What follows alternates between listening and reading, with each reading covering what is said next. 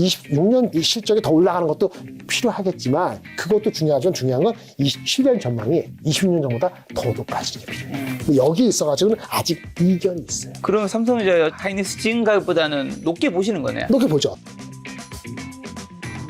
저는 계속적으로 키로 가져가시는 게 맞아요. 그래서 좀 길게 보면은 삼성 바이오로직스하고 셀트리온, 그 다음에 비만 관련되는 한미약품 이런 거는 롱텀으로 끌고 갈 수 있다고 보는데 바닥 예전에 했던 바닥보다 그렇게 내려가진 않을 겁니다. 그러니까 바닥은 지지할 거예요.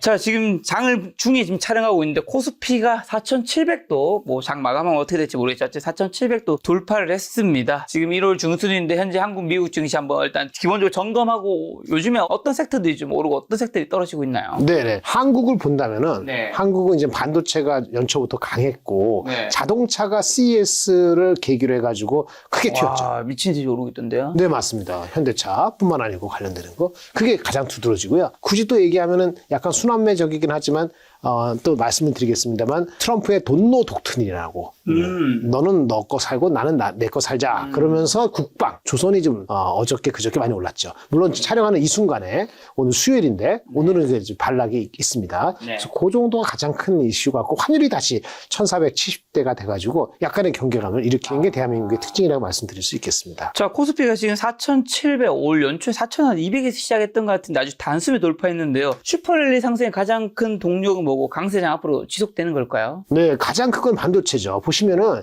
삼성전자 하이닉스에 대한 이익 전망이 말이에요. 네. 불과 우리가 지금 12월 달 촬영했는데 그때하고 한 달 사이에도 무려 20%, 30%가 높았었어요. 그러니까 삼성전자에 대한 게 원래 100조 정도, 네. 115조, 일부 120조였는데 지금은 이거 한번 보실까요? 제가 한번 준비된 거 보시면 삼성전자가 실적이 발표가 됐죠. 1월 8일 날. 잠정 실적이 나와서 20조 나왔습니다. 20조. 예상에 딱 부합했어요. 근데 그게 중요한 게 아니고 올해 26년도 전망이 원래 120조 정도가 중간 정도였는데 네. 지금 실적 발표되고 나서 업데이트된 게를 제가 그 며칠 전에 했을 때 보니까 평균이 140조입니다. 평균이 140조. 평균이 120조부터 150까지 있어요. 이거는 한 분기당 얼마죠? 30 몇 조죠. 30몇 조. 1, 4분기 때 한 30조 가까이 되고 2분기, 3분기는 30조 넘는다는 얘기예요. 엄청나. 이게 삼성전자가 가장 실적을 끄니까 좋고 하이닉스도 네. 80조 정도에 외에다 지금은 110조, 120조 나옵니다. 그러니까 삼성과 하이닉스가 뭐 실적이 뭐 한 60조 정도 더해서 합해서 300조도 가능하다. 이렇게 나옵니다. 얼마 전에 200조 초반이었는데. 그러니까 2개월 전에. 200억짜리가 300억 되는 것도 아니고. 네. 그 시가총액이 지금 얼마인지 모르겠는데 연말 기준으로 삼성과 하이닉스의 시가총액 비중이 33.6%였어요. 근데 지금 연초 더 올랐잖아요. 지금 한 35% 넘어가요. 그게 견인차입니다. 실적 기반됐는데 네. 이 실적은 반도체 가격이 급등해야 한 거. 오늘 주제 반도체가 왜 올랐는지 말씀드리는데 그게 핵심입니다. 그래서 증시는 삼성 하이닉스 반도체하고 자동차는 좀 다르게 올랐죠. 리레이팅, 로봇, 옵티머스 보셨어요? 옵티머스가 아니고 저기 아틀라스. 네네. 아틀라스발 그 로봇이 한번 훈풍 정도가 아니고 강한 강풍이 불면서 한 레벨 올라가서 주가 레벨이 조금 빨리 생각보다는 빨리 한 4,500이 아니고 4,700 정도 오른 상태인데 금방 뭐 이렇게 무너지거나 네. 거꾸로 갈 생각은 없는 것 같습니다.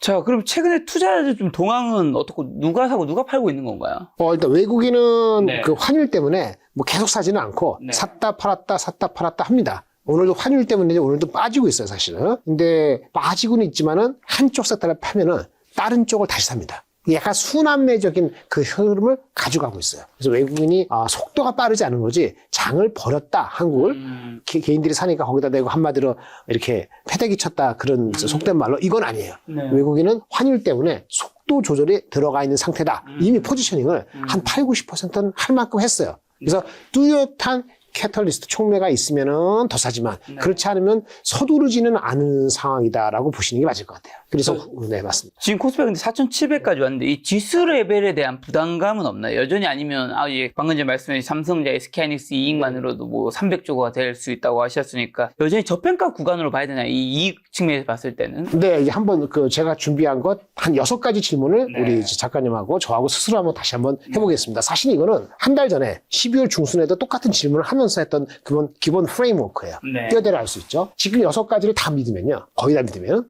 5,000원 그냥 시간 문제입니다. 그 이상도 가범직합니다. 저희 6가지 네. 그럼 한 가지라도 안 맞으면 5천이 안 될 수 있다는 얘기예요? 그렇죠. 네. 아니, 넘어갔다가 다시 내려올 수도 있고. 네. 뭐 제가 정답은 아니지만 6가지 제가 머리를 정리했어요. 첫 번째, 미국이 골디락스 맞나요? 골디락스는 얘기는 경제가 아직은 탄탄해요. 그렇죠. 그런데 고용 데이터 때문에 혹시 금리 인하 가능성은 여전히 가능성이 있다. 그렇죠. 근데 지금 녹화하는 이 순간에 금리 인하를 또 안 할 수도 있다는 얘기도 일부 나왔죠. 네. 상반기는 최소한. 네, 이게 트럼프하고 파월의 갈등이 일파만파 되면은 지금 현재 페드는 금리 인하를 웬만하면 안 할 수도 있지 않을까? 이런 생각이 요 며칠 사이에 불거지면서 금리 인하에 대한 기대치가 많이 1월, 4월 달은 거의 많이 없어졌어요. 네. 그러다 보니까 그래서 아마 바이오도 조정을 받는 빌미가 되지 않을까 싶거든요. 성장성 있고 돈 빌리는 거. 골디락스가 유지되는가 중요하고요. 그다음 두 번째는 뭐 어저께 CPI 미국의 그 소비자 물가 지수가 네. 낮게 나왔죠. 그거 좋은 거죠. 좋은데 CPI가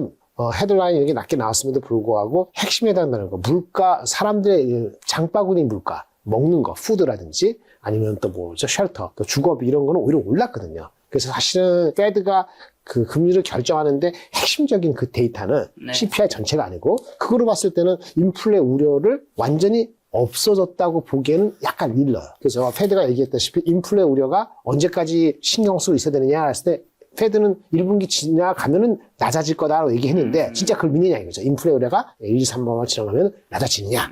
그 골디락스하고 두 가지 질문입니다. 세 번째는 미국이 중간중간에 뭐 유동성이 뭐 자금이 뭐 단기 자금이 어쩌고 저쩌고 그게 작년 11월에 있지 않았습니까? 그때 네. 한번 흔들렸죠. 비트코인도 그렇고 미국 주식도 한번 흔들렸는데 셧다운 기간에 이런 유동성 위기까지는 아니더라도 유동성 그 좀 우려가 부상이 됐었거든요. 네. 이런 게 없어졌나요? 아니면 또 한 번 일어나면 트럼프 정부가 양적 완화 비슷한 걸로 계속 틀어막나요? 그런 질문을 해봐야 되겠죠. 그 다음에 네 번째는 우리 많이 얘기하는 반도체 관련되는 네. 건데 반도체 가격이 오른 거는 결국은 AI에 대한 투자가 계속되는 건데 AI 투자가 과열이라는 얘기가 계속 나왔잖아요. 그러면 지금의 챗GPT의 생성형 AI 말고 그 다음 달에 나오는 게 CES에 나온 것처럼 피지컬 AI 그죠? 그런 식으로 또 온디바이스는 비슷한 얘기인데 로봇을 가지고 피지컬 AI로 가는 속도가 충분히 빠른가? 그 속도로 해결될 수 있는 것인가? 이런 질문을 해봐야 돼요. 그거 연장선상인데 우리는 워낙 반도체가 따로 메모리가 크니까 그래 해서 반도체 가격이 어마무시하게 올랐잖아요. 마진이 얼마인지 아세요? 메모리 디램 가격 마진이 60%가 넘고 지금 나온 얘기는 이런 식으로 가면은 하반기에 80%가 된다. 역사가 그런 얘기 없었거든요. 한마디로 반도체 놀았다. 이건 팩트예요. 네. 반도체가 놀았다는 건 팩트 맞아요. 근데 더 올라가고 하는 데서하고 혹시 신경 쓰는 건 이게 추가 상승 각도는 이미 많이 올라서 둔화되나? 아니면 고객들이 와갖고 지금 뭐 1년치 하겠다, 뭐 현금 내겠다 난리 치는데 오버부킹, 더블부킹, 트리플부킹은 없을까? 알 수는 없지만 그런 거 퀘스천 한번 달아보고요. 맨 마지막으로 대한민국 이슈죠. 아까 환율을 잠깐 말씀드렸는데 원화가 약세가 되니까 이제는 크리스마스 전후로 해갖고 정부가 대책을 내놨잖아요. 네. 그래서 1480 가던 게 1330까지 내려갔었지 않습니까? 근데 오늘 보니까 다시 어저께부터 1470 다시 올라왔어요. 그래서 이것은 원화 약세가 다시 우려가 올라오면은 정부가 또 틀어막을 수 있는 방법은 있는가? 물론 저는 개인적으로 이거는 4월달 이후 되면은 우리나라가 뭐 국채 지수, 본드 그 전체 글로벌 본드 지수 가입하면서 네. 우리 달러가 좀 유입됩니다. 그런 게 있기 때문에 1분기가 가장 큰 리스크인데 하여튼 그런 방법이 있는가? 이런 6가지 질문을 해봤어요. 제가 이거 나중에 그 올라가면은 뭐 방송할 때 올라갈 것 같은데 제가 노란 줄 친 거 있지 않습니까? 노란 줄 친 거. 인플레가 1분기 정점으로는 분명히 둔화되는가? 그 다음에 반도체가 논하는데 추가 상승 각도하고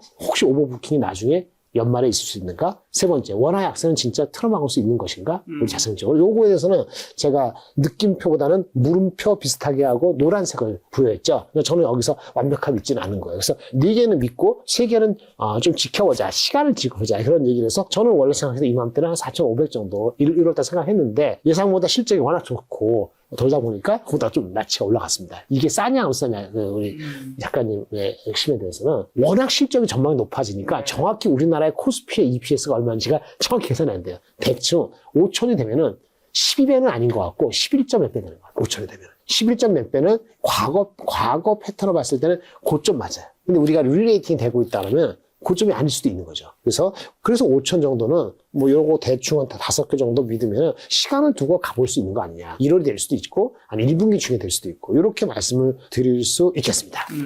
이렇게 증시가 좋다 보니까 코퍼스에 투자했다가 사상 최저가 수준에서 고통받는 투자자분들이 굉장히 많다고 하던데 그분들에게 해주고 싶은 조언 같은 게 있을까요? 그러면 이 그림 한번 보여드릴게요. 아무리 좋은 시장도요. 영어 써서 죄송합니다. gradually and then suddenly. 하면 무슨 말이 돼요? 점차적으로, 점진적으로, 그러고 나서는 갑자기. 그 다음에 무슨 말이 생각났어요? 천천히, 점진적으로, 그리고 나서 갑자기. 그거 어떻게 될 것 같아요? 그러니까 두 가지. 사람들 심리를 물어봐야 돼요. 네. 야, 있잖아. 요즘 장이 보니까 이렇게 올라갔잖아. 점진적으로, 여기서부터 점진적으로 하다가 그리고 갑자기 올라간다고 사람 생각을 많이 할 수 있을까요? 갑자기 훅 빠질 수 있다고 생각할까요? 훅 빠졌다 생각하는 사람이 좀 더 많아야지 아까 곧보스인가 무슨 인보스 하는 거 아니에요. 그렇죠. 저 그건 아니라 봅니다. 그거는 아닌 것 같아요. 그렇게 하지 마라. 그거는 단기적으로는 아니에요. 1호는 아닙니다. 1호는 아닌 이유는 주가가 좀 많이 오르기도 했다는 생각이 들긴 하잖아요. 네. 그런데 첫째는 가장 큰 것이 실적이 너무 좋아서 네. 실적과 함께 회사들이 전망을 해주지 않습니까? 그게 언제 있죠? 1월 말에 1분기 전망을 해주잖아요. 그때까지 기다릴 수 있잖아요. 그러니까 이 점진적으로 갈 수 있는데 폭발할지는 모르지만은 점점 갑자기 호꾸라지는 게 1월 달에 있기는 쉽지 않다. 그리고 아까 1분기는 금리 인하가 미국이 금리 인하가 안 될 수 있다는 우려가 생겼잖아요. 네. 근데 그걸 뚫고 지금 주가가 버티잖아요. 그건 뭐냐면 미국이 금리 인하를 못하는 게 트럼프랑 갈등 정도면은 미국의 경제 자체에 대한 포캐스트가 이상한 게 변한 게 아니면은 그냥 펀더멘털로 밀고 나간다. 감세를 하고 그래서 미국이 재정 정책을 풀고 하니까 그러면 그런 믿음이 금방 사라지지 않다면 아마 1월 달은 아니고 1분기도 점진적으로 가다가 갑자기 꼬꾸라지는 일은 없을 거다. 그런데 거기다 내가 곧보스하는 건 다소 지금 1월 중순 입장에서는 조금 무리가 아니겠나 하는 생각이 듭니다. 자, 근데 최근에 워낙 장이 좋다 보니까 투자자 예탁금이 90조 원 돌파하고 활동 계좌가 1억 개 육박하는 현상, 그리고 또 삼성전자 중심으로 한 B2 이런 신용문제 잔고 급증이 있는데 이런 현상 시장에 뭐 잠재적 리스크가 될 가능성도 있나요? 있죠. 그래서 종목을 좁히기가 쉽지가 않아요. 왜? 삼성전자 하이닉스 많이 가면서 그거 따라가니까 뭐 현대차 가고 방산 가고 방산 가니까 갑자기 오늘도 삼성전자 가고 그렇죠. 이게 아까 증시가 꼬꾸라지진 않는다 그러잖아요. 금방. 그런데 이건 있어요. 다시 한번 증시를 얘기하는데 아까 어떻게 봐야 되는 거냐면 이미 많은 기대치가 개별 주가적으로 녹아 들어간 종목들이 꽤 많아요. 그래서 섣불리 어떤 한 종목에 지나친 확신을 가져서 거기다 대고 자기가 쓸 수 있는 탄약을 갑자기 쏟아붓는 거는 절대 레벨이 엄청 편한 레벨은 아닙니다. 그래서 볼까요? 제가 아까 5,000원 얼마인지 갈 수 있다는데 언제나 갈 수 있는데 바로 안 갈 수 있잖아요. 일단 증시 자체는요. 지속적으로 증시 랠리가 지속 탄력이 아직 유지될 가능성은 높아요. 근데 동시에 제가 말씀드립니다. 리스크 관리가 또 필요해요. 어느 한 섹터에 너무 몰빵하는 거 리스크합니다. 그래서 바벨 전략이 필요해요. 나중에 조금 전에 말씀드렸는데 포트로 따지면 삼성전자 하이닉스가 아까 35% 된다고 했잖아요. 비슷한 것들 AI 이런 거 해서 하면은 삼성전자 하이닉스가 과거에 한 40% 쓰렸어요. 주가가 많이 올라갔고 저절로 50%가 넘을 겁니다. 그러니까 이미 50% 정도 이상 되는 비중이 있다면 삼성전자 하이닉스 중심으로 반도체를 50% 이상 비중을 줄일 필요는 없어요. 근데 여기서 새롭게 더 산다. 하나도 없는데 그거를 삼성 하이닉스만 중심으로 가지 말고 원자력, 방산, 조선, 변압기 이런 것들을 뒤에 말씀드리겠습니다만 AI 말고도 또 테마가 있죠. 뭐죠? 미국의 트럼프의 자국 우선주의 거기에 따라서 돈노 독트린에 따라서 수혜받는 게 뭐죠? 방산, 조선, 원자력 이런 쪽이에요. 그거는 반도체만큼은 아니더라도 반도체가 50%면 이것도 어느 정도 같이 바벨 전략이 필요한 시점이다. 그걸 거꾸로 가면 쉽지가 않다는 얘기예요. 그게 핵심이다. 그러면 주고받고 하니까 지금은 탄력은 좀 약화되네요. 왜? 목표 주가에 거의 80% 이상 90% 가는 종목들이 꽤 많거든요. 그러니까 방산이 오늘 좀 빠졌다 이거죠. 왜 그런지 아세요? 최근에 며칠 동안 많이 올랐잖아요. 그래서 목표 주가와 괴리가 10% 안짝으로 들어온 게 있어요. 근데 그때 오늘 사면 또 물리는 거란 말이에요. 그래서 바벨이 필요하다는 말씀을 드리는 겁니다. 그리고 왜 증시 탄력이 약간 낮아질 수도 있다. 5천을 가더라도 5% 남은 거잖아요. 왜 탄력이 낮아질 수도 있다 보는 거냐면 펀더멘털 이슈가 아니고요. 사람들이 많이 공부가 됐어요. 12월 초, 중순, 1월 초 되면서 이 사람들이 계산을 많이 하고 어닝에 대한 추정이 많이 됐잖아요. 그게 무슨 얘기냐? 이익 추정에 대해서 사람들이 많이 좁혀졌어요. 아까 보셨어요? 삼성전자 얘기할 때 제가 뭐라 그랬죠? 140조라고 얘기했잖아요. 근데 지금 주가가 딱 140 때문에 더 올라가야 되는 주가 바로 간 거잖아요. 왜냐면 이전에는 올해 실적에 대한 전망이 와이드 레인지 크게 벌려 있었어요. 근데 이게 전망이 내로 좁혀진다는 얘기는 사람들이 인식이 비슷해지고 있다는 거예요. 인식이 비슷해지면 업사이드는 그 전보다 낮아지는 게 맞아요. 근데 삼성전자뿐만 아니고 전반적인 장 자체가 많이 올라온 상태이기 때문에 이익 추정도 좁혀지기 때문에 그래서 이익 추정이 아직 좁혀지지 않고 아규가 될 수 있는 주식에 내러티브가 붙은 주식이 못 간 주식이 튀는 거예요. 그러니까 많이 내러티브가 익숙해져 있고 이익에 대한 전망이 과거에 위아래가 50%인데 20% 좁으면 그만큼 좁혀지는 만큼 탄력은 둔화된다. 이거를 좀 인식하실 필요가 있다. 이렇게 말씀을 드릴 수 있겠습니다. 자, 그러면 지금 본부장님은 지금 1월 중순이 지금 유망 세트로 어디를 보고 있다라는 거죠? 지금 비슷한 얘기를 많이 해주셔가지고 한번 정리부터 하고 간다면요. 일단 이거 모의포트로 말씀을 드릴게요. 네, 이 노멀한 케이스입니다. 공격적인 사람들은 이게 다를 수 있어요. 반도체는 한 50%, 55%. 그다음에 방산, 조선, 원자력, 변압기도 끌 수도 있는데 변압기가 반도체가 충분히 가고 나서 변압기가 따라갈 수 있는데 변압기가 반도체보다 더 리더십을 갖는다고 보기는 어려워서 저는 방산, 조선, 원자력 그게 한 15에서 20% 정도. 그다음에 자동차인데 자동차가 이제 옛날 자동차가 아니라는 거죠. 그렇죠. 로봇과 자율주행 개념으로서 현대차, 기아 포함해서 옆에 있는 거러지 다. 그리고 기타는 제가 원래는 기타가 아니었어요. 바이오도 있고 뭐 다른 것도 있는데 이건 미국이 금리를 인하를 해야 되거든요. 예, 아니면 다른 섹터가 충분히 갔을 때 이 기타가 부상이 될 수 있어요. 지금은 기타가 부상이 어려워서 섹터로 보면 반도체 반 이상, 조선 방산 원자력 한 20%, 자동차 중심으로 한 10% 이렇게 이해하시면 깔끔할 것 같고 그럼 현금이 남는 게 20% 이내가 되겠죠. 이 정도로 말씀드리겠습니다. 그럼 이 섹터에서도 좀 유망하다 보시는 종목들도 있나요? 유명하다는 기본적으로 반도체가 유명하죠. 그 다음에 자동차가 유명하죠. 리레이팅 되는 거니까. 두 개가 가장 유명하고요. 아까 말한 것처럼 돈노 독트린.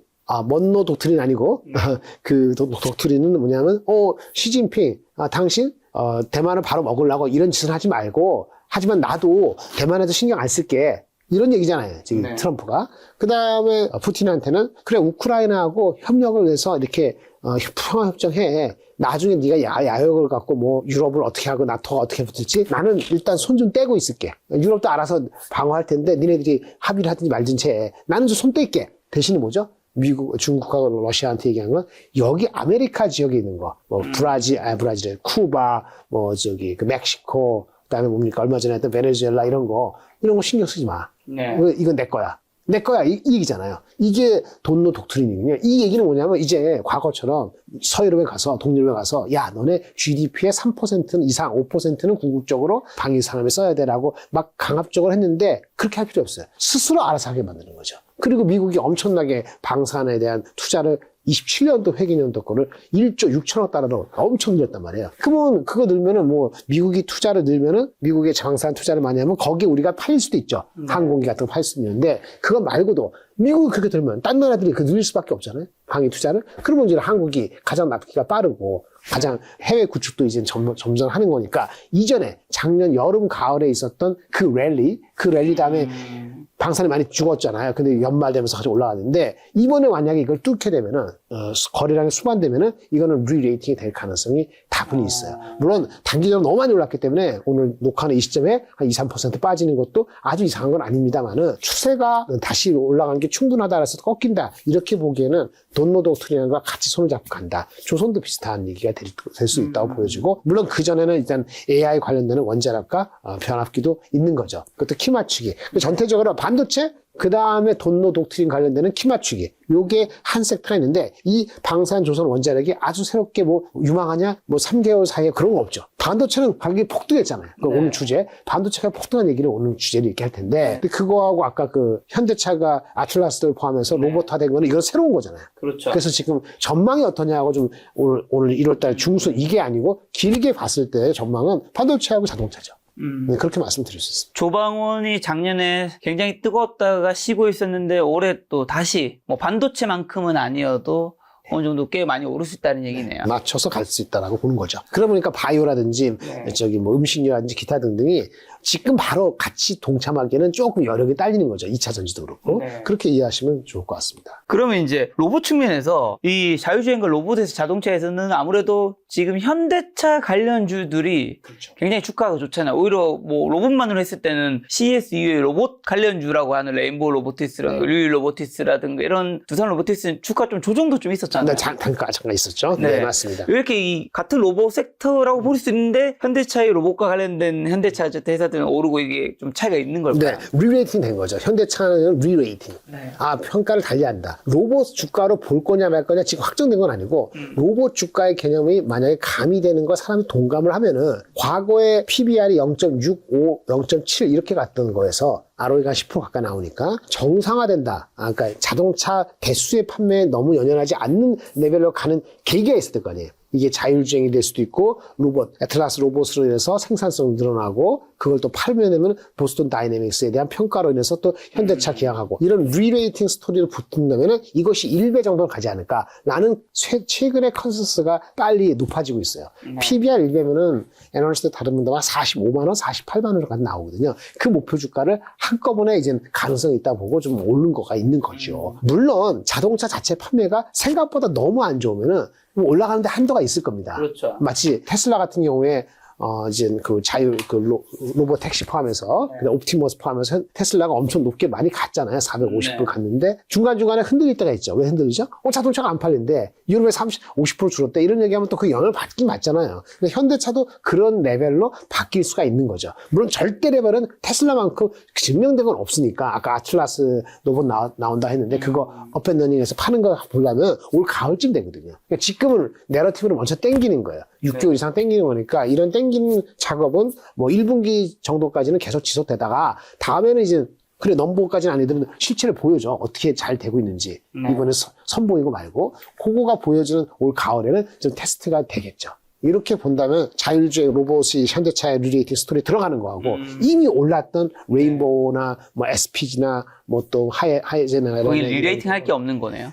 그렇죠. 이제는 한 번 됐으니까 좀 더 확인이 되는 작업이잖아요. 그러니까 같이 올라가는 게 가치가 올라가더라도 그 각도는 조금 달랐다고 봐야 되는 거죠. 물론 현대차는 최근 올랐지만 현대 오토에버 같은 거는 많이 올랐어요. 많이 올랐죠. 네, 그거는 약간 예외적인 겁니다. 이거는 왜 많이 올랐나요? 그거는 진짜 현대차가 자율주행하고 그렇게 될 때 핵심적인 소프트웨어적인 그 역할을 하는 게 현대 오토에버라는 그 리레이팅이 가장 먼저한 게 현대 오토에버예요. 현대 모비스도 많이 올랐던데. 모비스는 이제 액추에이터라든지 이거 부품을 공급하는 거거든요. HM안도 많이 올랐죠. 근데 그거 두 개는 현대 로봇 모비스하고 HM안도는 현대 오토에버보다는 탄력이 좀 덜하죠.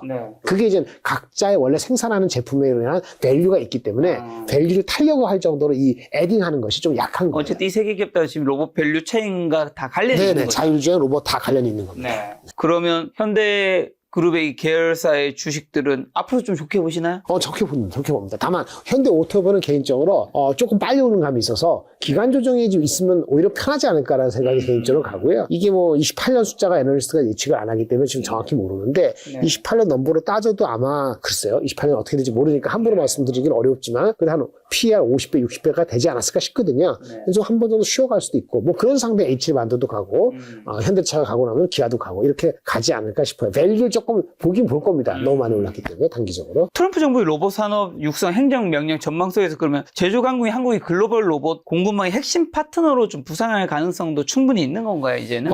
이게 파트너라는 개념보다는 우리도 잘한다. 이렇게 보시면 될 것 같고, 생산 시설에 투입되는 게 중요하거든요. 보셨어요? 아틀라스 로봇을 보셨는지 모르지만, 봤습니다. 키도 크고 이렇게 하는데, 근데 이게 뭐 태권도하고 뭐 춤추고 이런 거 아니죠. 그러니까 중국이 보여주는 거하고 다르죠. 뭐냐? 실용성을 추구한 거예요. 그 다음에 손가락도 5개, 4개 아닙니다. 3개만 했어요. 왜? 3개만 하면서 몸도 완전 360도 돌죠? 그러니까 사람 모양을 비슷하게 했지만 사람을 추구하는 게 아니고 사람보다 더 효율적인 생산 능력을 보여주는 걸로 옵티마이즈 됐단 말이에요. 그게 더 관점 포인트가 긍정적인 것 같아요. 그래서 그런 측면에서 본다면 현대차가 쉽게 다시 주저앉을 가능성은 단순히 그 자동차 판매 대수가 예상보다 뭐 30% 더 빠지면 그건 문제가 있겠지만 뭐 이게 3%, 5% 이렇게 10% 빠지는 거 가지고 근본적인 방향이 다시 바뀌기는 쉽지 않을 정도의 리레이팅에 일단 초입에 들어갔지 않았을까라는 저는 개인적으로 보고 있습니다. 그러면 이제 조선만 한 번 더 여쭤봐. 미 해군 함정 건조 허용 법안 통과 시 국내 조선주가 맞이할 업사이드 규모는 어떻게 될까요? 그게 지금 계산이 쉽지는 않은데요.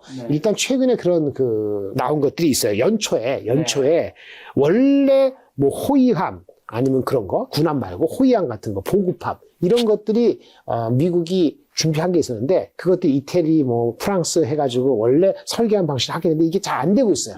납기도 안 되고 진척이 안 되고 있어요. 호위함, 보급함 이런 것을 누가 하는지 아세요? 그게 삼성중공업하고 하나오션하고 합자해가지고 그 제너럴 다이내믹스라는 미국 회사가 발주를 받고 해야 되는데 그걸 이제 삼성중공업하고 하나오션이 같이 3자 협의를 해가지고 추진할 가능성이 꽤 높아요. 그래서 삼성중공업은 LNG도 있지만은 이 군함 비슷한 쪽, 이 사실은 지금 호위함하고 보급함인데 우리가 액세스하기 편한 거는 호위함이나 보급함이군요. 보급함 이런 거에서는 하나오션하고 삼성중공업 어느 정도 포지션을 취할 수 있다고 보여지는 여건이 1월 초부터 확인이 됐어요. LNG는 삼성중공업이 실적을 받고 있고 그리고 아까 말한 것처럼 미국이 기본적으로 골든 플리트라 해요. 골든 플리트, 이게 황금대 이런 식으로 해갖고 기존의 전투함 체계를 좀 바꾸려고 하거든요. 네. 한국도 중요한데 미국이 뭐라 얘기하냐면 기본적으로 향후 후속함 처음에 모델 말고 지속적으로 나오는 선박이죠. 이 군함 이거의 경우에는 납기가 가장 중요하다. 납기가 가장 중요한데 뭐 이태리고 프랑스고 뭐 다른 쪽에서 만족스럽지 않다라고 얘기하기 때문에 납기를 기준하면 삼성중공업, 하나오션, 현대중공업까지도 아마 미국 지역에서 어느 정도 포지션을 하는 데는 올해는 상당한 수주의 가능성이 있지 않을까라고 싶습니다. 예. 조선주에서는 어떤 종목이 좀? 제가 그 한 달 전에만 해도 조선 얘기할 때는 밸류가 그 괴리가 있는 거 제가 항상 얘기잖아요. 목표 주가 괴리가 있는 게 가장 큰 게 하나오션이었어요. 그러니까 업사이드가 많았어요. 근데 최근에 많이 올라가고 이거를 좀 업사이드 밸류에이션으로 따지면 삼성중공업이 편한 거고 하지만 탄력적으로 보면 여전히 하나오션과 현대중공업을 보시는 게 좀 눌림목이 있을 때 현실적이지 않을까라는 생각을 같이 말씀드립니다. 아까 전에 이제 말씀해 주신 게 올해 이제 상반기에 유망 섹터로 반도체, 방산조소, 원자력, 자동차, 현금 얘기해서 반도체 55%가 되니까 네. 사실 비중 가장 큰 데서 돈을 벌어야 되는 거라고 그렇죠. 반도체 하면 당연히 삼성전자, SK하이닉스 안 여쭤볼 수 없는데 삼성전자를 어쨌든 하이닉스가 굉장히 지금 많이 올랐는데 전문가들이 목표 주가 대폭 상향하는 근거랑 지금 본부장님은 지금 이제 어디까지 전망하시나요? 지금 어디였죠? 맥컬이었나요? 삼성전자 24만 원, SK하이닉스 112만 원인가 나왔던 것 같아요. 맞습니다. 뭐 현실적인 전망 수치인가요? 아까 반도체 가격 올라가는 게 중요하니까 네. 반도체 가격 올라가는 거를 말씀드리고 주가 얘기를 할게요. 이게 볼게요. 이제부터는 조금 어렵습니다. 네. 지루할 수도 있어요. 정신 차리고 듣겠습니다. 제가 어저께 타방송에서 한 2번 하니까 네. 뭐 또 이렇게 한 게 댓글에 사람들이 어렵다. 졸립다. PD도 존다. 그럼 좀 쉽게 얘기해 주세요. 그래서 그러면은 그냥 자라. 듣지 말아라.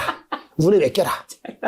어려워요. 어쨌든 오늘 좋은 얘기인지 안 좋은 얘기인지 얘기해 주세요. 좋은 얘기예요. 좋은 얘기다. 오늘 점심 먹으면서 후배한테 이 친구는 옛날 애널리스트였지만 반도체 애널리스트 아닙니다. 네. 삼성 하이닉스 갖고 있어요. 네. 이 친구하고 얘기했어요. 너 하이닉스 언제 팔래? 그러니까 반도체 가격 언제 꺾여요? 금방 안 꺾을 것 같은데? 근데 언제? 잘 모르지. 나도 몰라. 근데 반도체가 왜 올랐을까? 왜 이렇게 많이 올랐을까? 그거 아는 사람 있어? 그러니까 그렇게 예측한 사람 있는 게 아니고 예측 못했단 말이에요. 예측 못했죠. 그럼 왜 이렇게 많이 올랐을까? 그걸 딱 부러지게 얘기하는 사람 있었어요? 그거 안 하고 그냥 가격이 얼마까지 가나 이런 게 묻잖아요. 내가 샀으면은 20만 원 부르지 않으면 짜증나고. 전문가 아니라 얘기하고. 그쵸? 이러는 거잖아요. 그러면 아까 맥콜이나 모건 스탠리가 걔네들이 1년 전에 반도체 가격하고 삼성전자 하이닉스 얼마 불렀어요? 국내 안에서 바보가 아니고 걔네들도 마찬가지라는 거죠. 우리는 이렇게 했을 때 이 손가락 보지 말고 그렇죠? 지향하는 바 그게 뭔지를 생각할 시간을 안 가져요. 그래서 지금도 제가 길게 얘기한 건 아마 못 알아들으실 거고 네. 대부분이 그럼 길게 얘기하자. 그 손가락에 얼마 목표 주가 생각하시는지부터 얘기하고 시작하시죠. 그렇게 하면 똑같은 전문가 아니어도 그렇게 안 할 거예요. 그렇게 안 할 거니까 들으셔야 돼요. 듣고 끝에 손가락 얘기해 줄 거예요? 당연히 얘기하죠. 그걸 이해 못하면 안 된다는 거예요. 알겠습니다. 시작하시죠. 자, 반도체 삼성전자 하이닉스, 특히 하이닉스가 작년에 상반기 좋았죠. 너무 좋았죠. 근데 4분기부터 삼성전자가 좋았죠. 그렇죠. 그럼 뭐가 좀 달라진 거 같나 했을 때 우리가 작년 내내 좋았던 건 뭐죠? HBM. HBM. HBM 뭔지 알죠? 엔비디아. 네, 엔비디아가 GPU, 엔비디아 GPU 이름이 네. 그게 뭐예요? GPU 이름이 블랙웰. 지금 블랙웰. 그쵸? 네. 블랙웰이야. 최근에 나오고 나중에 루빈. 그러니까. 그러니까 엔비디아 GPU의 대명사가 블랙웰이고 블랙웰. 지금 얘기 나는 건 루빈이에요. 루빈. 이게 GPU입니다. 네. GPU하고 짝꿍이 되는 게 HBM, 그렇죠. 3, 2 뭐 이런 거죠. 네. 그거의 넘버원이 하이닉스. 하이닉스. 삼성은 끼지 못했지. 네. 9월까지는요. 이겁니다. 그러니까 작년 내내 보면은 주가가 한 8, 9월 달까지 올라갈 때는 네. HBM 때문에 간 거예요. 근데 주가가 최근에 많이 올라간 건 언제부터 갔다고요? 4분기부터 올라갔잖아요. 그러면 최근에 가격이 엄청 오른 거, 반도체 가격이. 그래서 이익 전망이 뭐 50%씩 올라간 거는 HBM 때문에 간 게 아닙니다. 그쵸? 그러니까 GPU, 엔비디아하고 HBM하고 짝꿍된 이 관계에 특별한 이슈가 된 게 아니고 그거 말고 다른 반도체가 급등했기 때문에. 그 다른 반도체가 뭐냐? CPU하고 관련되는 반도체. 우리가 원래 인텔 CPU 있었잖아요. 그때는 뭐야? CPU 뭐냐? 그 컴퓨터가 막 이렇게 지시하고 오거나이즈하거나 하는 게 CPU잖아요. 그걸 받아서 명령을 수행할 수 있게 CPU의 D램이요? 그쵸. 그걸 받아서 하는 게 D램이고. 네. 파워가 낮으면 로우 파워 LPDDR. 굳이 안 낮으면 그냥 DDR. 네. 그 DDR이 뭐 2, 3, 4 이렇게 한 거예요. 이해하시죠? 이것들을 HBM보다는 옛날 제품이라서 레거시 D램이라는 거죠. 삼성이 하이닉스보다는 HBM에 뒤졌죠. 그런데 레거시 제품은 캐파가 많아요. 그렇죠. 근데 갑자기 이게 4, 4분기 때 이 레거시 D램, 수요가. CPU하고 관련되는 D램이 폭발한 거예요. 지금 뭐라 그랬죠? CPU와 관련된 D램이 폭발한 거라고. 그게 예상을 못하게 올라간 거예요. 아무도 몰랐던 거예요? 아니, 알았겠지. 알았는데 그 예측의 각도를 물은 거지. 이거 뭐지? 갑자기 메모리가 올라가네? HBM 말고, 그 GPU가 관할되는 HBM 말고, CPU가 관할하는 레거시 D램이 네. 수요가 갑자기 우리 눈에 보인 것이 9월, 10월 넘어가면서 이상하다. 그리고 이제 가격 가격 주겠다는 게 그냥 가격 관계없이 달라. 이런 식으로 간 거예요. 그러면 결국 오늘의 주제는 CPU가 관련하는 메모리, 우리 서버, 우리 데이터 센터에 들어가는 게 데이터 센터의 그 서버 있잖아요. 네. 그거 CPU에 들어가거든요. 그 CPU가 관할하는 D램이 어떻게 되는가를 봐야 돼요. 현재 여기 있는 1번이 SK하이닉스가 잘해서 올라왔던 거고, 네. 2번이 삼성전자 잘해서 올랐던 건데, 사실 이 2번은 삼성전자가 예전에도 잘했던 영역인 거 아닌가요? 맞아요. 삼성전자 특별히 잘한 게 아니고 이쪽의 수요가 갑자기 늘었다. 터지면서 된 거고, 네. 그러니까 어떻게 보면 1번의 HBM은 하이닉스 이거를 잘했기 때문에 주가가 오른 거였고, 좀 묘하네요. 그러면 삼성전자 까는 게 아니고 까는 건 아닙니다. 절대. 사실 저 주주입니다. 작년 그래요? 주주예요, 주주. 축하드립니다. 주주. 나중에 맛있는 거 잘 사주세요. 됐으면 좋겠어요, 삼성전자. 잘 될 겁니다. 근데 일단은 작년 9월 달까지 핵심은 하이닉스가 메모리, HBM 메모리 가지고 엔비디아가 짝짝꿍해서 간 거예요. 그렇죠. 그리고 메모리는 메모리 용량, 이거 좀 복잡해지는데, 메모리 용량이 이것도 꾸준히 올라서, 그전 버전 말고, 블랙웨어 버전은 288, 그전 버전은 144, 이렇게 됐어요. 물론 내년 가면 이것도 늘어갑니다. 현재 288 기억하세요? 288 기가바이트? 그럴 때, CPU가 관할하는 이 D램도 원래 있었어. 원래 CPU도 필요하다고요. CPU도 D램이 필요한데, 그 용량이 크진 않았어요. 256 이하였어요. 그 CPU가 들어가는 이 D램 메모리는 HBM보다 가격이 5분의 1, 7분의 1 밖에 안 됐기 때문에 이익이 작겠죠. 그러니까 하이닉스는 288 HBM 쪽으로 마진이 높았던 거고 삼성은 5분의 1, 7분의 1 밖에 안 되는 CPU가 관여되는 서버 D램 중심이 많았기 때문에 마진이 낮았던 거란 말이에요. 근데 이 메모리가 CPU가 관여하는 메모리가 갑자기 결론 좀 말씀드리면 이게 지금 488, 480 더 HBM보다 메모리가 커지고 그리고 지금 올해 하반기에 나올 거. 하반기에 나오는 GPU, CPU. 그게 이제 뭐냐면, 루빈 울트라가 나오는 GPU에 해당되는, 거기에 해당되는 CPU 메모리는 1TB가 넘습니다. 그러니까 HBM의 메모리보다 한 3배, 4배, 5배 되는 메모리로 갑작스럽게 CPU가 관할하는 메모리가 커진 거예요. 커진다. 커지고 있고 그게 확인이 된 거예요. 이게 가장 핵심입니다. 그럼 커지면 그 커진 만큼 가격도 올라가겠죠. 근데 HBM 만드느냐고 이거 생산을 할 능력이 별로 않잖아요. 쇼트지가 돼요. 그 가격이 삼성도 이제 HBM 쪽으로 생산하려고 막 했잖아요. 이걸 더 늘리지 못하는 상태고 하이닉스 저거 융신. 왜? 저게 마진이 60%고 이거는 40%인데 그럼 저거 생산하지. 근데 이걸 갖다 보니까 메모리 갑자기 느네?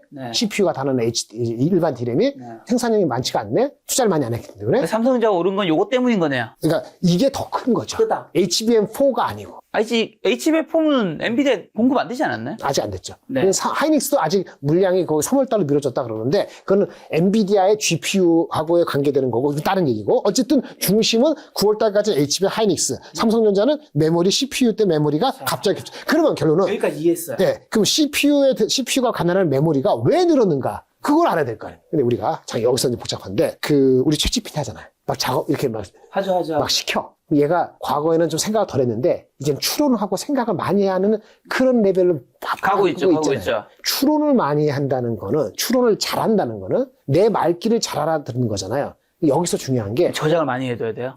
단순히 그렇지 않고 추론을 하면서 내 말귀를 알아듣는 거. 이거를 이른바 추론 컨텍스트 메모리라 그래요. 추론을 잘하기 위해서 맥락을 이해하기 위한 메모리가 필요한데 무슨 얘기냐? 이렇게 얘기했잖아요. 내일 아침에 다시 얘기해. 내가 다른 얘기하면서 야 어저께 얘기한 거 이렇게 하면은 내가 최근에 당신하고 얘기했던 최근의 기억을 임시로 보관하고 있는 그 메모리가 필요해요. 추론을 많이 하면서 이게 메모리가 커진 거야. 네. 그러니까 추론을 생각을 많이 하다 보니까 나하고 얘기했던 거가 자꾸 쌓이잖아요. 네. 그러면 임시적으로 기억해야 되는 핵심적인 메모리가 필요하단 말이에요. 임시적으로 기억하는 이전의 기억을 소환을 빨리빨리 해야 된단 말이에요. 그 디램이 필요한데 그게 이른바 키 밸류 캐시 메모리예요. 키, 영어 키, 밸류, 핵심적인 밸류가 있는 나하고 대화했던 거에 임시적으로 기억하는 그런 용량이 원래는 작아서 그거는 그냥 HBM에서도 많이 다뤘는데 네. 이 용량이 갑자기 커지니까 HBM 비싸잖아요. 그러니까 DRAM, CPU가 담당하는 메모리 요 능량을 높이면서 여기에서 일시적인 기억, 나하고 얘기했던 그 이전 거 메모리를 기억하는 메모리 용량이 CPU 메모리를 늘리게 된 직접적인 원인이 된 겁니다. 그래서 추론을 많이 하는 작업이 늘어나고 앞으로 더 추론 계속 많이 할 텐데. 그래서 이게 늘어난 거예요. 근데 이게 얼마나 이렇게 빨리 늘어날지 그 계산적으로 맞아떨어지는 게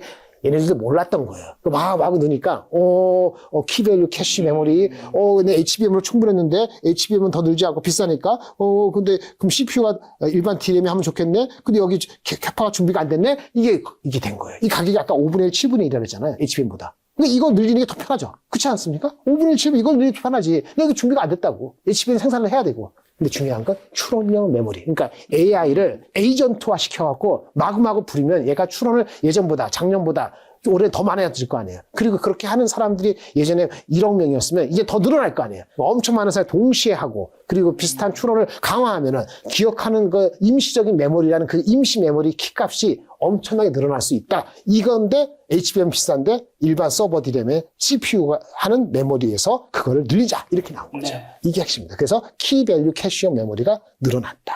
네. 이게 되는 겁니다. 다 말씀드릴게요. 아까 그 GPU가 엔비디아 갖고 있는 GPU가 뭐라 그랬죠? 블랙에. 블랙엘. 그 다음에 루빈. 지금은 블랙엘이야. 네. 사실은 블랙엘 울트라도 있고 없는데 네. 블랙엘 또는 블랙엘 울트라 이게 GPU잖아요. 아까 CPU 메모리 있다 그랬잖아요. 원래 AI 가속기 이렇게 하면은 GPU가 있고요. CPU가 있어요. GPU 2개에 CPU 하나가 있어. 그 GPU가 담당하는 HBM이 있고 어느 일 아시겠어요? GPU가 여기 하나 있어요. GPU가 2개 있고 CPU가 하나 있고요. GPU 하나당 HBM이 8개씩 박혀 있어요. 이렇게 복잡한 게 하나의 시스템이에요. 어쨌든 GPU가 하나 있는 게 아니고 CPU도 있다는 거예요. 그 CPU 이름이 그레이스. 우아하네. 그레이스 CPU가 있고 네. 이게 한 개. 그 다음에 블랙엘 또는 블랙엘 울트라가 GPU가 2개. 이게 하나의 세트입니다. 네. 그래서 이른바 GB300이라는 거는 가장 최근에 나온 그레이스 CPU하고 블랙엘 울트라고 네. 블랙웰 하면은 GB200이 되는 거예요. 이거 확실히 아셨어요? 네. 예. 그럼 아까 뭐라 했죠? 이 블랙엘 울트라는 아까 메모리가 HBM이 288이라 그랬죠. 네. 그 전 버전보다 별로 늘지 않았어요. 근데 아까 요 밑에 있는 CPU 메모리를 늘려서 키 밸류 캐시 메모리를 늘린다 그랬지 않습니까? 요게 지금 얼마냐? 480GB. 아까 뭐라죠? HBM 288. 요거 480. 찌끔이. 그렇죠. 요게 어떻게 480 어떻게 되냐? 아까 키 밸류 임시로 기억하는 거 그거는 480 전부는 아니고 실제 사용량 요거의 60%니까 6540. 6530. 300GB 정도는 이 캐시 밸류, 키 밸류 캐시용으로 쓰고 나머지는 CPU가 DRAM을 액세스하고 한다잖아요. 네. 그 CPU가 DRAM을 하는 거는 런타임, CPU 그 시스템, CPU 이걸 돌릴 때 필요한 메모리가 필요해요. 런타임 메모리, 시스템 메모리 이런 거 갖고 있었는데 이거는 그렇게 늘 필요가 없었는데 아까 키 밸류 캐시가 확 늘면서 이게 메인이 되면서 이 메모리가 250이 아니고 이게 늘어나는 거예요. 더 나아가서. 아까 괜찮다는 게. 다음 버전, 블랙엘 말고 다음 버전은 뭐게요? 루빈. 여기 안 적었는데 죄송합니다. 루빈. 여기 루빈이 있는 거예요, 루빈. 네. 루빈. 내년에 루빈 울트라고. 루빈이 이제는 올해 하반기 3월부터 시작하는데 루빈하고 거기에 맞는 CPU 이름은 베라예요. 그래서 사실은 베라 루빈이 되는 거예요. 네. 올해 하반기 나오는 거. 네. 베라 루빈. 베라 루빈이 되는데 그것도 메모리 여기 HBM 늘지 않거든요. HBM 그대로야. 그런데 아까 여기 CPU 메모리 있잖아요. 요거 480. 아까 그 키 밸류 캐시 메모리 때문에 용량이 늘어난 거. 이게 얼마 늘는지 아세요? 3.1배. 1.5TB가 됩니다. 그러니까 LPDDR, 로우 파워 DDR, 레거시 DRAM이 많이 늘죠. 근데 준비가 안 되잖아요. 가격이 부르는데 값이지. 근데 이것 때문에 HBM을 생산하지 말까? 이게 골때리 지는 상황이 된 거예요. 그래서 이렇게 된 거예요. 이해되셨습니까? 네. 그러니까 이렇게 얘기하는데 이렇게 해서요. 예, 됐어요. 그러니까 그 시장이 좋은 건 알겠어요. 공급은 부족하고 수요는 많고 그 가격이 오르고. 이거 하나 말씀드릴게요. 이거는 설명할게. 아까 그런 거. 아까 그 GPU가 있고 CPU가 있고 다른 DRAM이 다르다고 했잖아요. 근데 이게 복잡하잖아요. 그래서 GPU는 원래 뭐 하는 거죠? 계산하는 거죠. GPU는 계산만 하게 만들고 이 메모리를 CPU, HBM 어쩌고 이런 거 관리하는 거를 다른 사람한테 맡겨. 그걸 DPU라고 그래. DPU. 그렇게 이 추론 컨텍스트 메모리를 많이 저장하고 중간에 뭐 어디를 액세스하고 복잡하니까 GPU는 계산만 하고 이런 거 관리는 다른 한테 시켜. DPU한테 시켜. 요런 개념이 나온 게 엔비디아가 지난주에 CES에서 내온 거예요. 그게 메모리 HBM, 그다음에 일반 DRAM, 그다음에 낸드 이런 계층을 제대로 관리하자. 그 개념이 나온 게 ICBM이 아니고 ICBM 폭격기 말고 ICMS예요.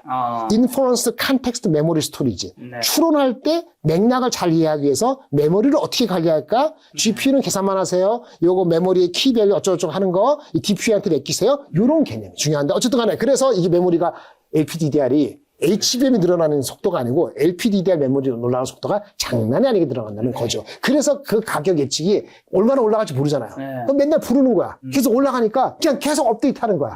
그러니까 숫자가 어떻게 나왔냐? 결론 이거죠. 삼성전자에 대한 업사이드가 이렇게 나온 거죠. 삼성전자는 이익의 전망이 지금 이게 26년인가요? 26년 6년. DB에서 나온 건데 DB에서 DB가 어디죠? 동부.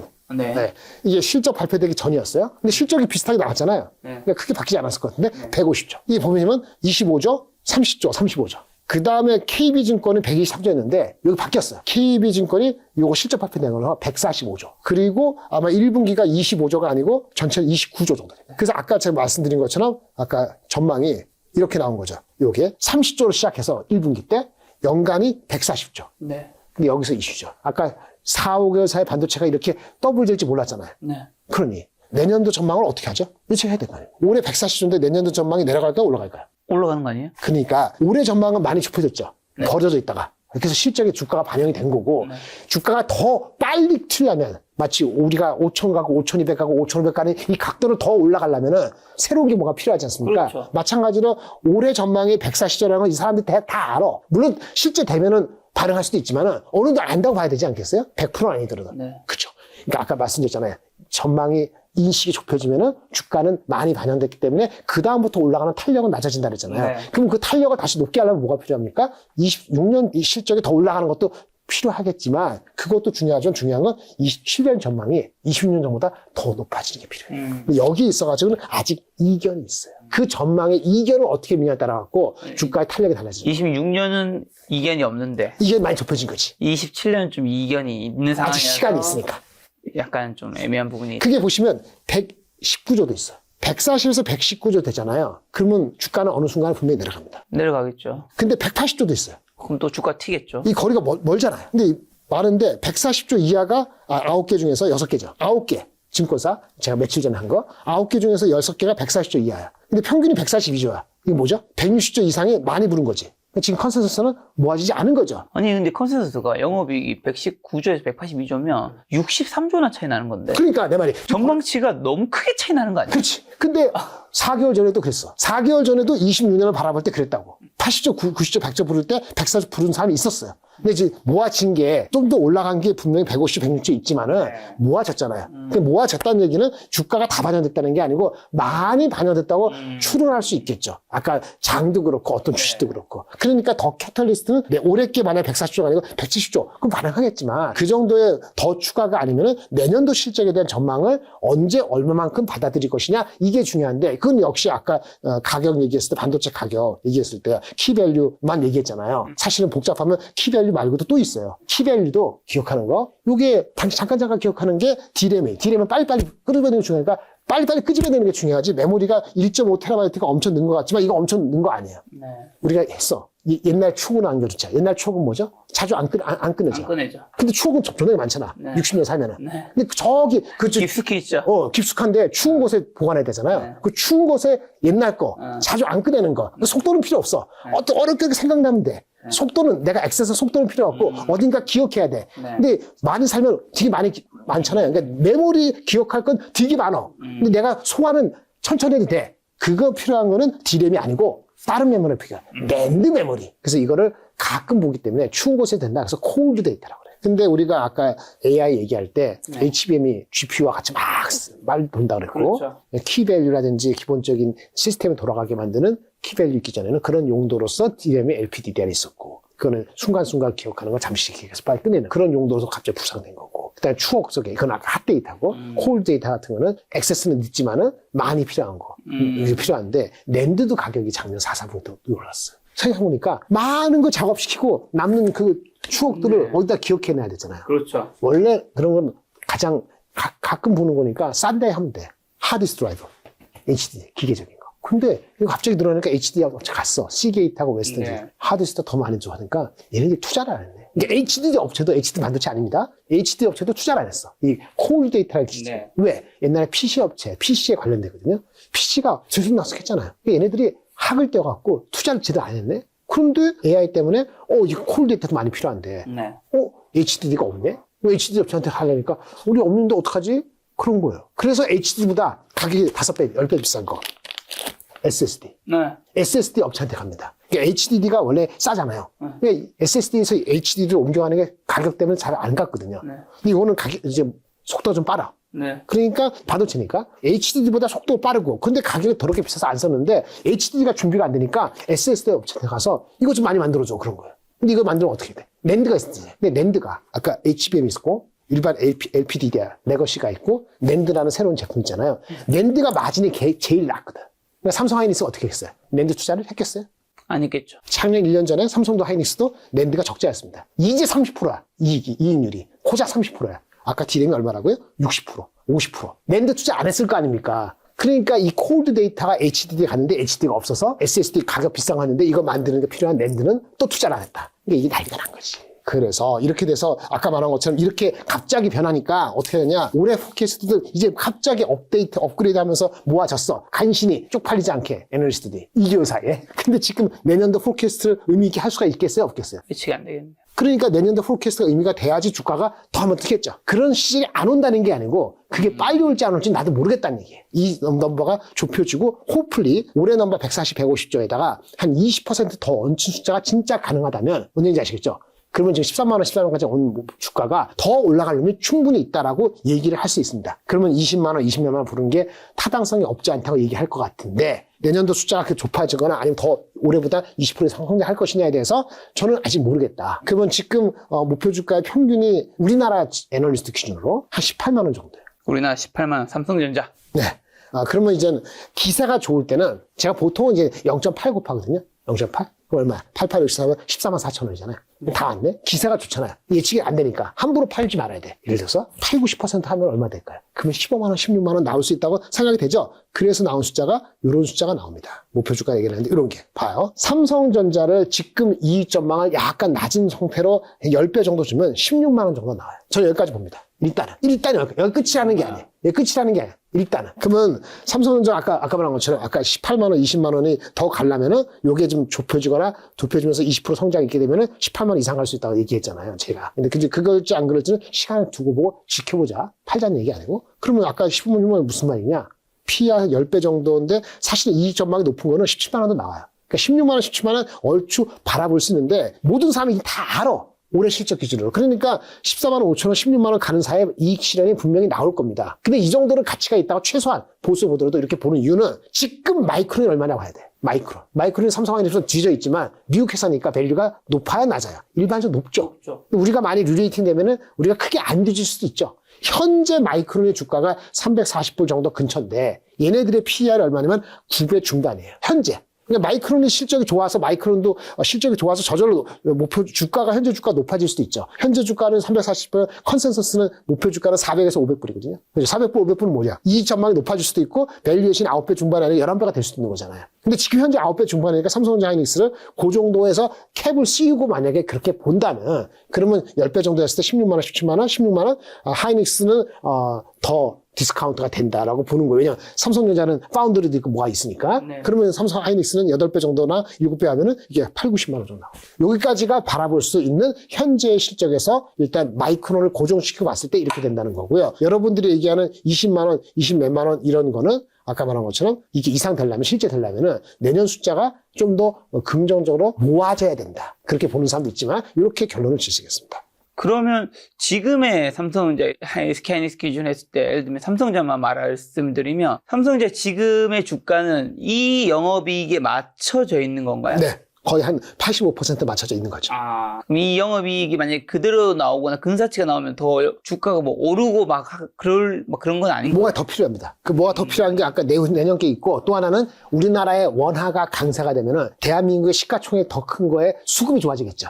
그럼 삼성하이닉스가 같은 이익에서 더 올라갈 수도 있죠. 그 얘기는 빼고 얘기한 겁니다. 근데 요즘에 원화가 약세가 다시 좀 되고 있으면 안 좋을 수 있는 건가요? 그럼 좀 이따가 그 플러스 요인은 반영이 잘 안 되겠죠. 금방 이렇게 균형 있게 보시면 되겠습니다. 그럼 삼성전자 어쨌든 지금 가격, 하이닉스 지금 가격보다는 높게 보시는 거네요. 높게 보죠. 더 오를 가치는 있다. 근데 여기서 투자를 하나도 안 하는 사람이 1억이 있어. 근데 갑자기 삼성전자 하이닉스 안 사는, 큰일 나니까 이거에다 60%, 70% 이거 하는 게 좋은 것인지. 지금 사기에는 아까 조선, 방산, 뭐 변압기 많이 있지 않습니까? 이런 거에 어떻게 밸런스 할 것인지 아까 초반에 말씀드린 그거의 묘를 보실 필요가 있다. 이렇게 말씀을 드리는 거죠.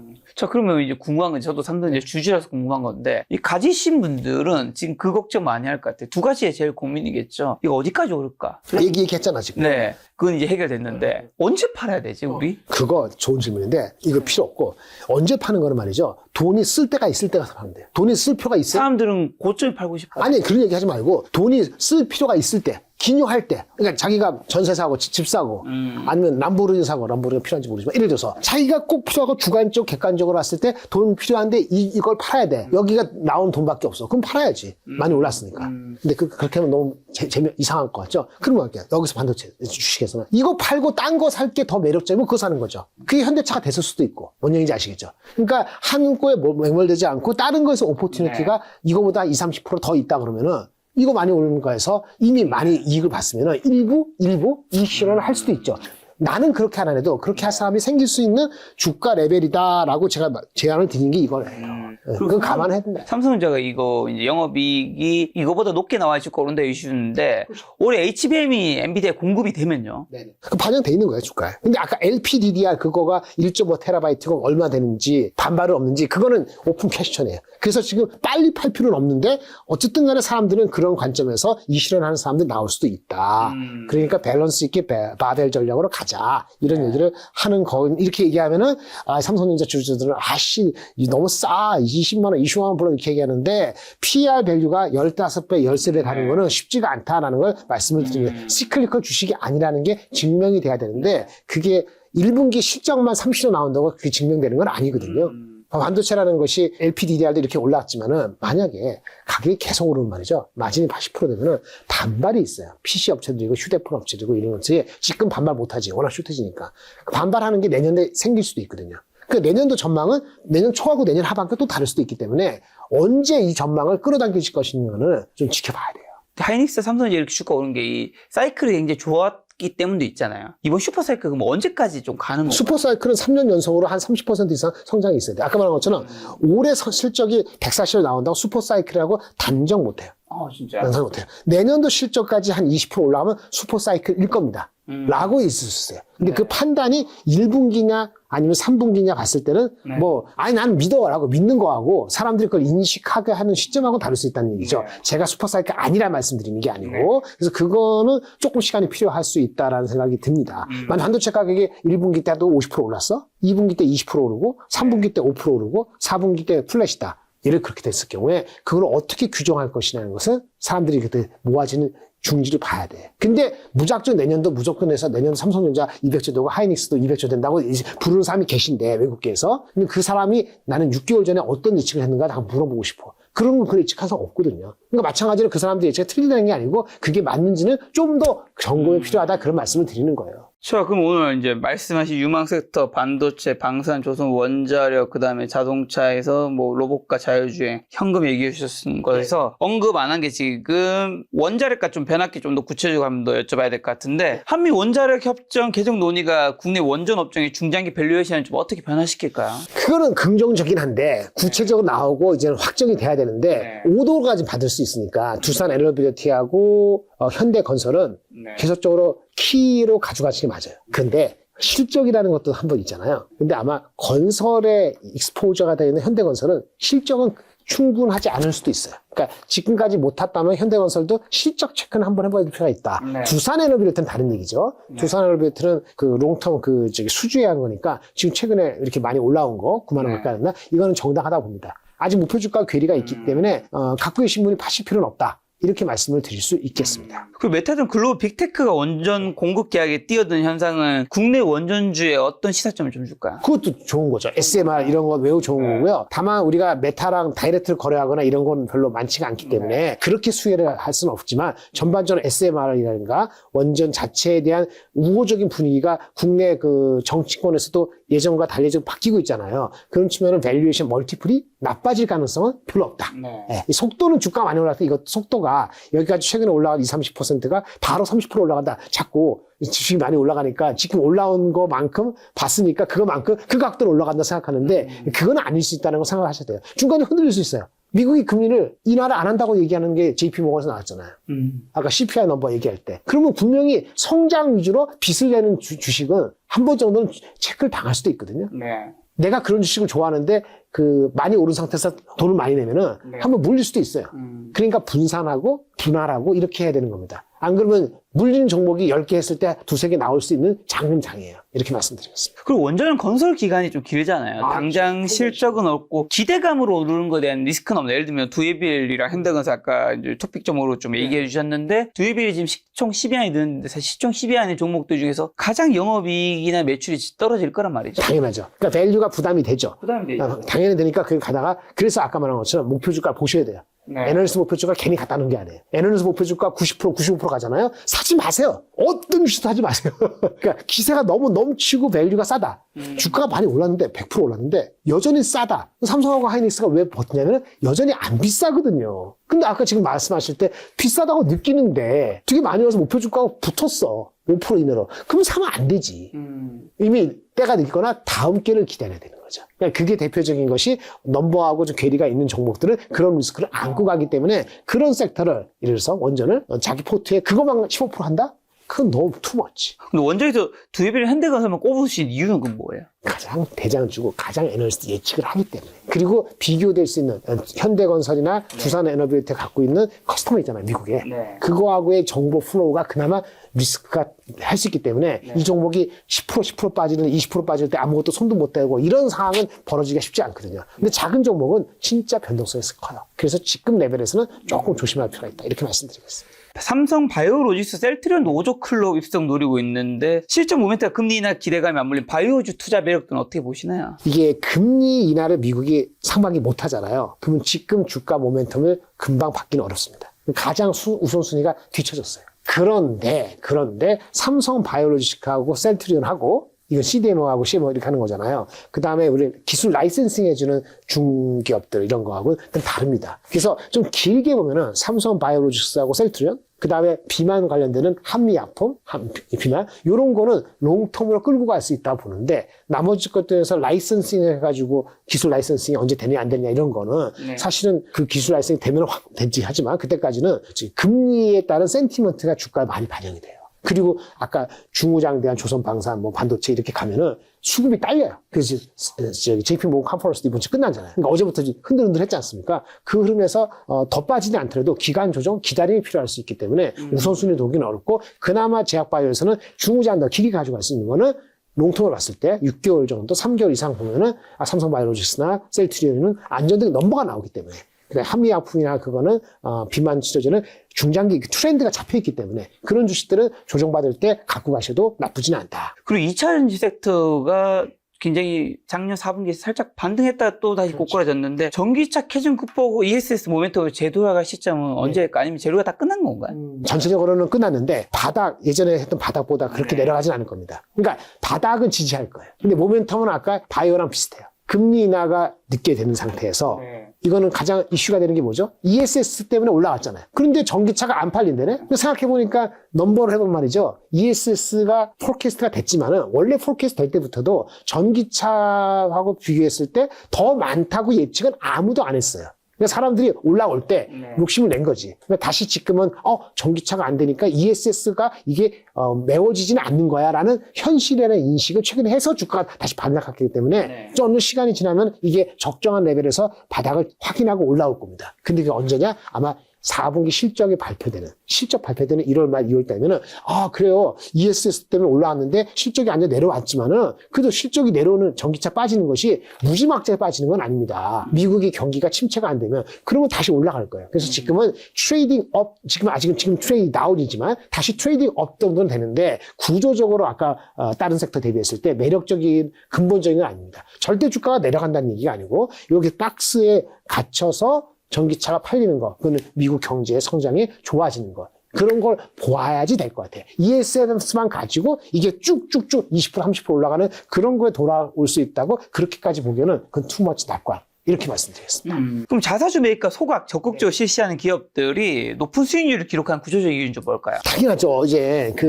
당연히 되는데 그렇게 되는 게 지주사하고 증권사하고 은행이잖아요. 근데 자사주 소각시켜야 되는데 자사 소각 아직 발표 안 됐죠. 네.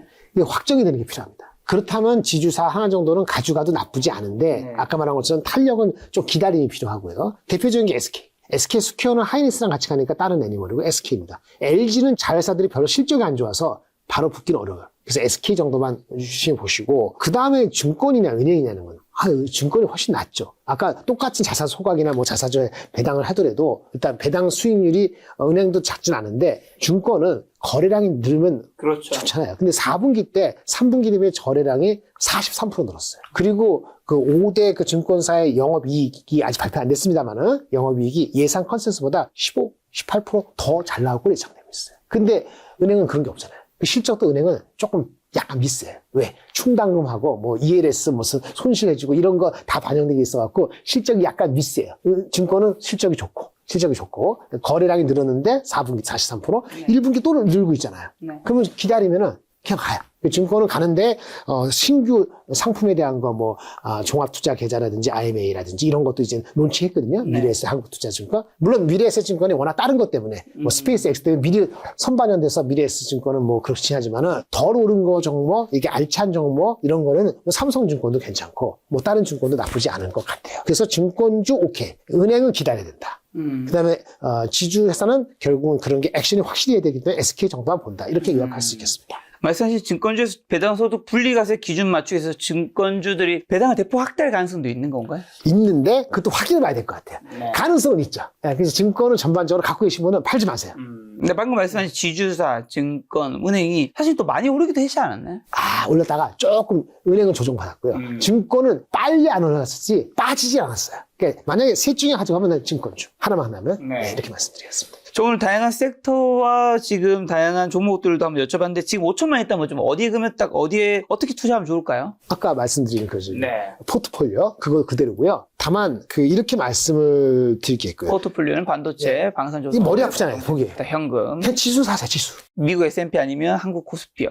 그거 환율에 대한 그 비유가 중요합니다. 단기적으로 환율이 1,500 정도 갈 수 있다면은 그러면은 미국을 사는 것도 나쁘지 않아요. 근데 아세요? 미국이 시가총액 전 세계의 63%인 거. 이거 어떡하죠? 만약에 헷갈리면은 미국을 다 빠지는 건 아니고 한 4, 50% 가져가는 게 맞아요. 그렇죠. 네, 그게 많습니다. 그게 세이프한 거예요. 근데 환율이 만약에 원화가 강세가 분명하다면 그럼 미국 한 30%까지 줄일 수도 있지. 그러면 환율에서 돌아오겠지. 근데 그 예측은 저는 잘 못하겠어요. 어쨌든 미국 어느 정도는 가져가요. 네, 어제 60%는 아니더라도 한 4, 50% 가져가고 나머지를 가지고 이제 한국이 이렇게 하는 건데 이게 복잡한 쪼개지고. 그렇잖아요. 이 삼성도 오르고, 현대차도 오르고, 방산도 오르고, 조선도 오르고 다 올랐어. 그럼 어느 걸 하나 찍기 애매하잖아요. 머리 아프고. 그럼 지수를 사는 거예요. 언제 사느냐? 빠질 때. 근데 조종이라 했는데 여러분 조종이 한 10%면 살 수 있어요? 못 사요. 못 사죠. 그건 조종인데 못 사. 그 딥이 왔을 때. 딥한 게 아니고 제가 딥은 뭐죠? 3% 5%. 3% 5% 빠졌을 때 들어갈 캐시는 항상 보관하고 있어요. 그리고 팔 때 못 판다고요?